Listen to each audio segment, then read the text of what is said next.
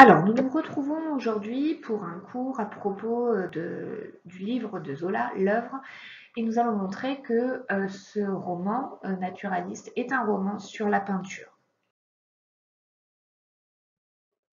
Alors, en effet, il est évident que Zola s'est inspiré de certains tableaux réels pour reconstituer les batailles et les recherches de la génération impressionniste de son époque. L'objectif est donc ici de confronter quelques pages de Zola à quelques tableaux du musée d'Orsay. Certains tableaux que vous allez voir dans ce diaporama sont vraiment contemporains de la rédaction du roman, d'autres sont postérieurs mais entrent en écho avec des passages du roman. À partir de ce diaporama, je vous demande donc de prendre des notes sur les tableaux que vous pouvez imprimer. Vous mettrez ce travail au propre dans votre carnet de lecteur. Vous pouvez bien entendu aussi chercher des passages dans l'œuvre de Zola et les mettre en parallèle avec les tableaux que vous allez voir dans cette vidéo. Alors, je voudrais tout d'abord commencer par un tableau qui est donc conservé au musée d'Orsay, intitulé « Un atelier aux Batignolles » et qui a été peint par Fantin-Latour en 1870. Fantin-Latour, c'est un peintre qui est connu pour de grands portraits collectifs. À chaque fois, il se sert de ces tableaux pour représenter des artistes contemporains de son époque et pour leur rendre hommage. Ici, il représente donc ce qu'on appelait à l'époque le groupe des Batignolles. C'était ce groupe des Batignolles une sorte de réunion des jeunes peintres fréquentant ce quartier du nord de Paris. Les Batignolles, voilà, c'est un quartier du nord de Paris. Édouard Manet était alors considéré comme le chef de file des jeunes peintres indépendants qui allaient, pour beaucoup, devenir les futurs impressionnistes. On peut d'ailleurs citer cette phrase de Zola, autour du peintre vilipendé, donc c'est-à-dire Manet, vilipendé par le public, s'est créé un front commun de peintres et d'écrivains, le revendiquant comme un maître. Alors, on détaille un petit peu plus ce tableau pour que vous puissiez percevoir qui est représenté sur cette toile. Donc, au centre, vous avez, et assis, tenant une palette dans ses mains et étant en train de réaliser un portrait, vous avez donc Manet, considéré comme le chef de file des artistes novateurs. Vous avez également celui qui se fait tirer le portrait, à savoir Zacharie Astruc, qui était à l'époque journaliste et sculpteur. Vous avez également à l'arrière-plan, celui qui est entouré en vert, Scholderer, qui est un peintre allemand venu en France pour rencontrer les disciples, c'est-à-dire ceux qui ont pris la suite de Courbet. Courbet, rappelez-vous, on en avait parlé en classe à propos de son grand tableau considéré comme le manifeste du réalisme, l'enterrement à Ornans. Vous avez également donc celui qui est entouré en bleu, Auguste Renoir. Zola lui-même est représenté, c'est celui qui est encadré en rouge à l'arrière-plan. Vous avez également Frédéric Basile, qui est également un peintre et mécène du groupe. Un mécène, c'est-à-dire celui qui a les moyens de financer un des artistes. Et vous avez Edmond Maître, qui est considéré comme un musicien amateur. On insistera aussi sur le cadre, on est donc dans un atelier, on le voit donc avec le chevalet, le cadre, la palette, les pinceaux, les autres tableaux accrochés au mur, la table avec la sculpture, donc on voit qu'on est vraiment dans un milieu artistique. On notera toutefois aussi les teintes très sombres du tableau, notamment dans les vêtements des personnages, et on remarquera leur air sévère, leur visage assez grave. Alors c'est une vraie volonté de Fantin-Latour qui souhaite que ces artistes qui à l'époque étaient souvent critiqués, hués, détestés même, soient perçus finalement comme des personnalités sérieuses et respectables. En fait ici ils sont quasiment représentés comme les bourgeois que justement qui haïssent ces peintres-là. Alors, un petit peu d'histoire de la peinture. On a à l'époque ce qu'on appelle le salon officiel. Si vous vouliez être exposé, vous proposiez vos tableaux à l'Académie de peinture qui réalisait une fois par an une exposition. Alors, ce salon officiel, il a été créé en 1863, donc c'est-à-dire sous le Second Empire de Napoléon III.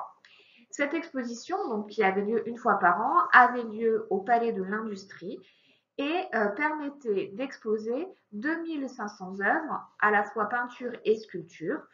Et ces œuvres étaient donc choisies par un jury composé d'artistes élus par les peintres qui avaient exposé au salon précédent. D'accord? Donc, par exemple, une année, vous êtes choisi pour exposer une toile. L'année suivante, vous faites partie du jury qui décide des toiles qui vont être exposées au salon officiel. Alors, à l'époque, le public est habitué à un certain type de peinture. Notamment, le public admire Ingres, qui est considéré à l'époque comme le chef de file néoclassique. C'est un peintre, Ingres, qui va être très doué dans la peinture de nus. Mais ces nus sont toujours des nus allégoriques, dans souvent des atmosphères orientales. D'accord? Il n'est pas question d'une volonté réaliste. On reste dans un domaine finalement fictionnel et éloigné de notre propre représentation européenne. Ingres est également connu pour ses portraits. Là, sur cette diapositive, vous avez donc la représentation du bain turc. Le public adore également tout ce qu'on appelle les tableaux allégoriques et les scènes historiques. D'accord? Par exemple, Thomas Couture, lui, excelle dans ces scènes un petit peu mythologiques ou antiques, hein, puisqu'ici, par exemple, vous avez le tableau qui représente les Romains de la décadence. Vous voyez donc un tableau caractérisé par cette veine antique avec le temple, les colonnes, les statues. Et donc ensuite, tous ces personnages représentés en toge, ici dans une espèce d'orgie. Mais encore une fois, cette dimension sensuelle, voire sexuelle, ne choque pas, car elle est éloignée de l'époque du public et elle fait partie finalement de la culture commune. En scène historique, on peut par exemple évoquer Jean-Léon Gérôme, connu pour ce tableau, La réception du Grand Condé par Louis XIV. Donc là, vous voyez, un tableau aussi très grand, où, en haut des escaliers, on voit Louis XIV qui reçoit Condé qui est en bas des escaliers et qui s'incline devant lui. Donc là, bien entendu, le but est de magnifier la personne du roi Soleil. Nous avions parlé en classe de Courbet, qui finit, alors au départ laborieusement, rappelez-vous qu'il était appelé le peintre du lait, de l'ignoble, il a fini par imposer sa veine réaliste. Je vous ai remis donc ce tableau de l'enterrement à Courbet, de l'enterrement à Ornans de Courbet, donc réalisé en 1850. Rappelez-vous ce tableau très très grand. Courbet avait donc choisi un format d'habitude destiné aux peintures historiques pour représenter finalement l'enterrement d'un anonyme complet. Ce tableau avait choqué aussi par la mise au même niveau, c'est-à-dire sur la même ligne horizontale, de plusieurs classes sociales, le clergé, la bourgeoisie et la paysannerie. La confrontation aussi du curé face aux deux révolutionnaires avait choqué à l'époque. Et bien sûr, on était dans du réalisme puisque Ornans était le village natal de Courbet et que les personnages représentés sur cette toile étaient des habitants de ce village. Alors, en 1863, il y a une vraie crise parce qu'il y a un peintre qui reçoit tous les suffrages, qui va être acclamé. Ce peintre, c'est Cabanel. Il représente ainsi la naissance de Vénus. Ce thème de la naissance de Vénus, c'est vraiment un topos de la peinture, c'est-à-dire une sorte de toile que l'on retrouve à différentes époques et réalisée par différents peintres. Pensez par exemple à la naissance de Vénus de Botticelli, à la Renaissance. Donc cette toile, elle a vraiment un succès, mais vous voyez que c'est très classique. On a Vénus allongée sur l'écume, des petits angelots, des petits cupidons qui volent autour d'elle, un corps parfait de la jeune femme, de la déesse, une chair blanche. Donc voilà, une représentation vraiment idéalisée du nu féminin. Par rapport à ce tableau, on va avoir 2000 toiles et sculptures qui, elles, ne vont pas être acceptées et qui va donc susciter la révolte de leurs auteurs. Notamment, le tableau qui fait scandale à l'époque, c'est Olympia de Manet, qui va déclencher des moqueries et qui va vraiment porter atteinte à la morale du public. Rappelez-vous, dans les recherches que vous avez faites sur Zola, vous aviez vu en effet qu'on avait parlé par exemple de gorille femelle pour Olympia. Du coup, face à cette révolte généralisée des artistes, Napoléon III ordonne d'exposer ces œuvres qui ont été refusées, mais vraiment à l'écart des autres. Il ne faut pas mélanger l'art académique conventionnel et moral avec ces toiles refusées. Du coup, 7 salles vont être disponibles pour exposer les œuvres refusées, et c'est ce qu'on appellera le Salon des refusés. Dès le premier jour de l'ouverture du Salon des refusés, à savoir le 15 mai 1863, 7000 visiteurs vont parcourir ces 7 salles. Et par la suite, il n'y aura jamais moins de 1000 visiteurs par jour. Donc on voit que c'est un petit peu paradoxal, parce que ces œuvres n'ont pas été acceptées, elles font scandale, mais ça ramène du monde. De toute façon, dès que ça fait entre guillemets le buzz, bien entendu, la fréquentation de ces toiles va augmenter. D'accord ? Toutefois, même s'il y a beaucoup de monde qui va voir ces toiles, elles ne sont pas du tout comprises. Et les gens y vont pas pour admirer les toiles, pas pour être confrontés à une nouveauté et l'accepter. Non, ils y vont pour se moquer, pour ridiculiser les peintres qui ont réalisé ces tableaux.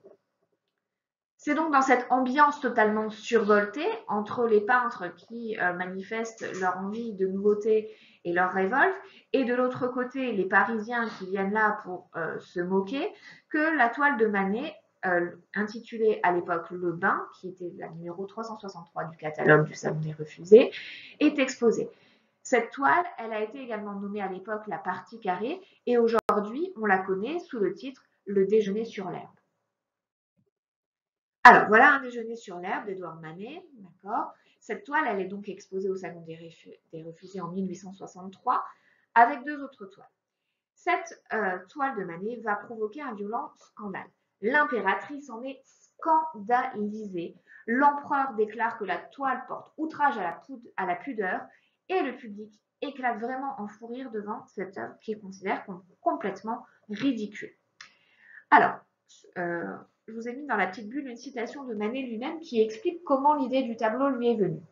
Nous étions un dimanche à Argenteuil, étendus sur la rive, des femmes se baignaient, Manet avait l'œil fixé sur la chair de celle qui sortait de l'eau.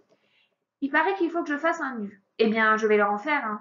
Quand nous étions à l'atelier, j'ai copié les femmes de Giorgione, les femmes avec les musiciens. Il est noir ce tableau, les fonds ont repoussé.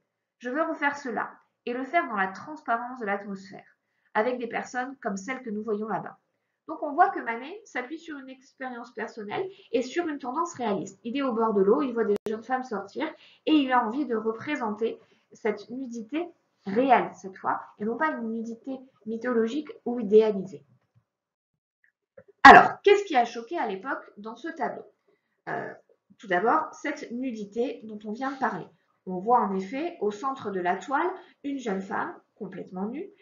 Et or, cette femme, la nudité était quelque chose d'habituel pour représenter les déesses ou représenter des scènes antiques ou des turqueries.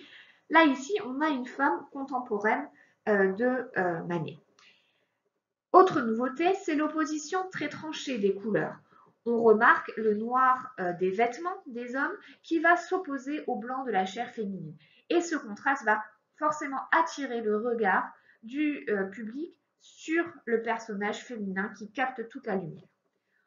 Qu'est-ce qui en plus accroche le spectateur? C'est le regard que ce modèle féminin nu jette sur le public. On a l'impression qu'elle nous regarde dans les yeux, d'accord? Et qu'il y a quelque chose un peu de provocateur dans cette attitude.